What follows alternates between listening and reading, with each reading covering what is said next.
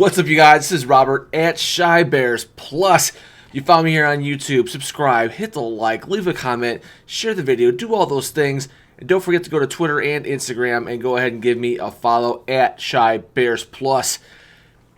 Let's talk about it. We have Bears going up against the Giants at home. Bears are 4-6. The Giants are 2-8. The Bears are a 6-point favorite. Feels good, man. I like it. Will the Bears win? I will let you know by the end of this episode, and I will give you my keys to the game and the stories going into it. So let's jump right in. Stories. Number one, the big story from last week going into this week is Hipgate. If you're a conspiracy theorist, what looks like a lot of Bears fans are, about 3 minutes left in the game, or less, Trubisky gets pulled for the game. Everyone feels that Trubisky's getting pulled for performance. And the Bears come out much after and says he has a hip injury. Then the Bears come out and say that it's a hip pointer. Hip pointers are 2 to 4 weeks, maybe 1 to 3 weeks to recover. And then Mitch is back by Wednesday, full participant. He's going to play like there was no injury. Like let's call it what it is. Conspiracy theorist vindicated. 100% vindicated. What a nightmare.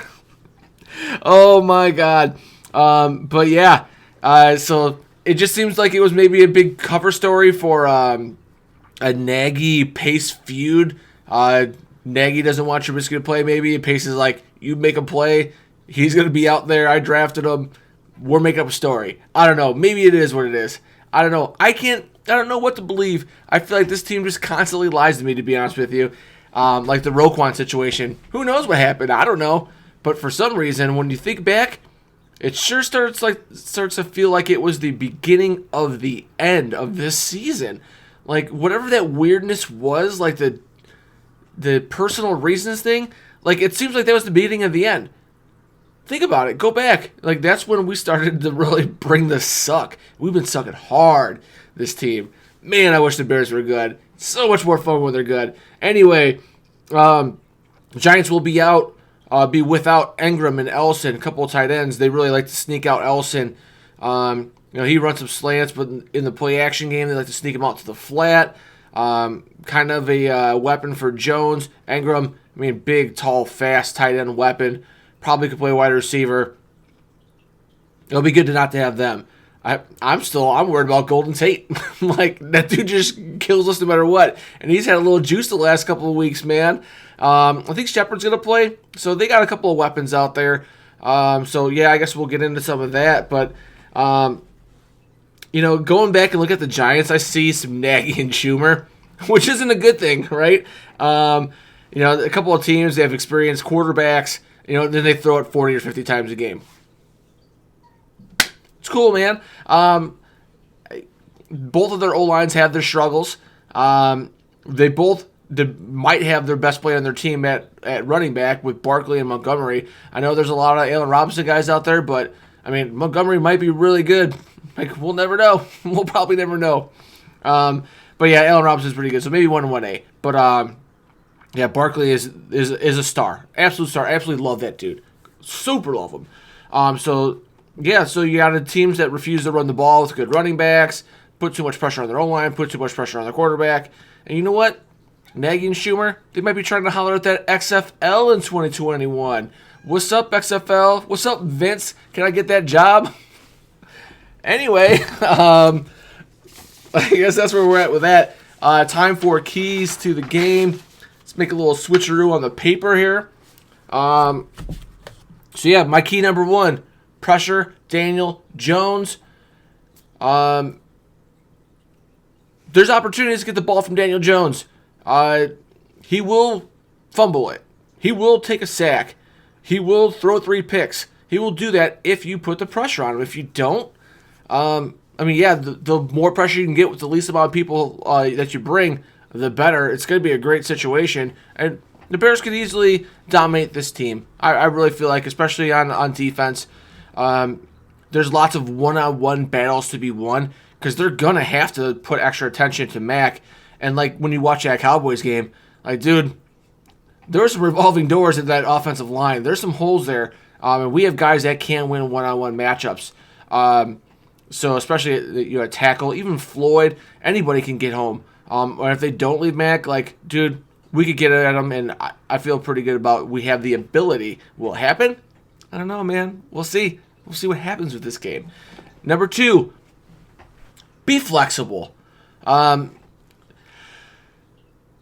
Teams really seem to focus on the power run versus the Bears. It's just kind of been a trend since the Oakland game where they're just doubling up defensive lines and seeing what's going to happen. And Saquon could have a big game, but if they're coming out with Jones under center, stack the box. They love to come out in shotgun, zone it up. I think you can get home with 4, to be honest with you. But if you don't, be flexible. Send the 5th. Be creative where you bring it from. Nick up the middle. I saw flashes of screen coming off the edge, and then we haven't seen it since. I don't know what's going on, but I think that you can get pressure on this guy. You got to watch out because Daniel Jones I think he led the team in rushing the last 2 games. He will take off on you, and he can get you, especially if you man up. But I don't anticipate playing a ton of man against shotgun, so I think that we should be pretty good there. Yeah, I mean, that's where we're at. My bold prediction is that out of shotgun, 3rd and 8, 3rd and 10, they're going to run like a little flat out, or like a 10-yard out, or a comeback on Fuller's side at some point. We're going to be in zone if Fuller's going to pick 6 it. Like, they showed it enough on tape where, they just love to do it. They just get right to that stick, either turn around or not. And if we're playing zone out of shotgun, Kyle Fuller, just don't drop it this week, bro. Just don't do it. Like, that's what you got to do. Things are looking good, right? Things are looking good. Bears might get the dub against a team who's obviously not as good as them. Number 3, run the ball. Look, time of possession plus running the ball equals a win this week. It's not brain science. It's not rocket science. It's just go get the win. Don't overthink it. Don't be too cute, Nagy. Just play with a little bit of some complimentary football. Run the ball. You're gonna win this game, and then work off of that. Do all the things you don't want to do. Be all the people who aren't you, and then you can go and get this win. Finally, key number 4: double Lawrence and help on Carter, and we should be able to do pretty well against this defensive unit. I'm not really scared of the Giants' defense at all. I will tell you though, Carter is going to bend the corner against one of our tackles if we don't help it at some point. It's going to happen. He's too athletic, and Massey Orlando is always going to give up like that easy corner. But thank God, when we chase Trubisky out of town, like, we're going to miss that ability when there's a free guy or a guy who just runs past one of our tackles where he gets that little juke and keeps the play alive once or twice a game. Like, just remember, when your replacement, that whoever the Bears quarterback is next, they might not have that ability to do that. Your Glennons of the world. Trubisky's got a little shake in the pocket, and he can go and make some things happen. I'm not saying he's a great quarterback. He might be out of here just like Nagy might be in a year or 2. Who knows? I don't know. But you might miss it. And a lot of people like that trash Floyd. He's a super solid player. Maybe he's not getting the sacks that you want. But you might miss some of that play, some of that good play when he does play well. Anyway, sorry, back to double Lawrence. Should be a no-brainer. Can you trust Matt Nagy and to scheme against, just take care of their 2 players and victimize the rest of this team? Can you trust them? I don't know that I do. I don't know what to do. And I'm not just trying to come out here and be a Bears hater. Like, I'm just not going to sit here and lie to you and tell you it's all puppy dogs and rainbows right now. It's not. It is not. I'm worried about this game. We should win easy. It should be easy. Candies from a baby. Go get this dub. Go get some turkey on Thanksgiving in Detroit. Easy peasy. Final thoughts, man. Hipgate, man, it has me thinking a lot of thoughts. Like, there's this external or internal power struggle on this team, behind the scenes in the shadows. And I don't know, man. Feels bad. Feels real bad. It's like Nagy pulling Trubisky, so he doesn't trust Trubisky. even though he doesn't turn over the ball a whole lot. And yeah, maybe I don't know. I'm sure he sees some things where he's lying to us at press conferences, and yeah, you can see that he makes these great decisions, and everything's great here, everything's great. I'm sure that someone way smarter than me is going, Nagy's going, dude, got to make that throw, got to make that decision here. There's be more aggressive, and maybe Trubisky won't do it. I just have a sleeping feeling that's kind of what it is. And Nagy feels like no matter what you do, whoever he throws out there, like his offense should be just racking up points like Madden. I don't know. But yeah. And then Pace doesn't trust Nagy to try to win games. He doesn't trust him to make Trubisky better. Pace has to know what's going on. He's got to know he watches the tape. He knows the line's underperforming. He knows that wide receivers are dropping the ball. He knows that Mitch might not be playing out of his mind, but he knows there's enough talent out there to win games, especially with his defense. And Pace knows. Pace knows. Nagy's got to know that Pace knows.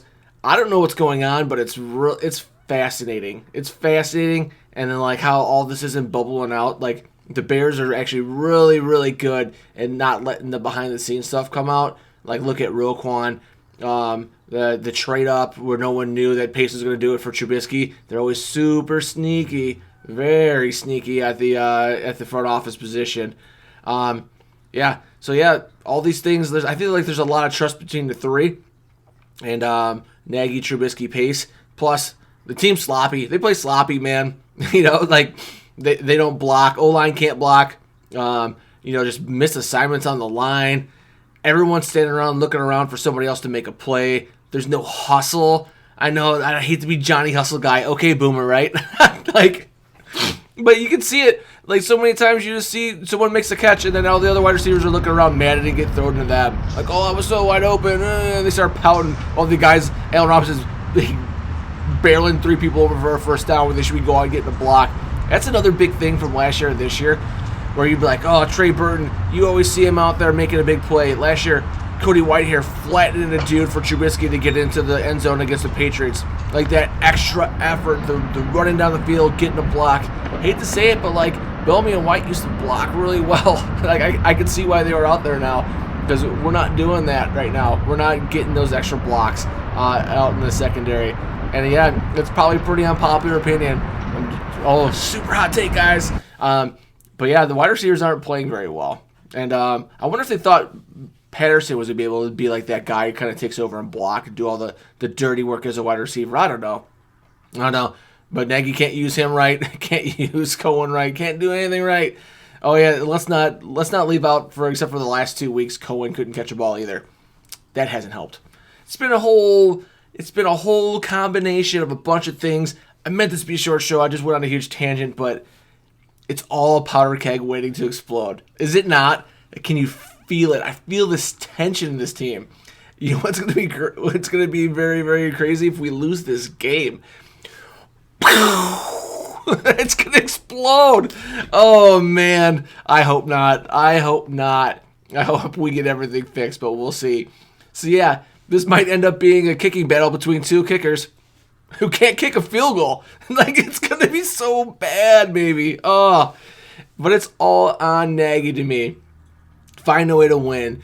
Dude, if you play with some balance, we win. You go pass happy, we lose. We're going to lose. It's what's going to happen. I got a bad feeling after Hipgate.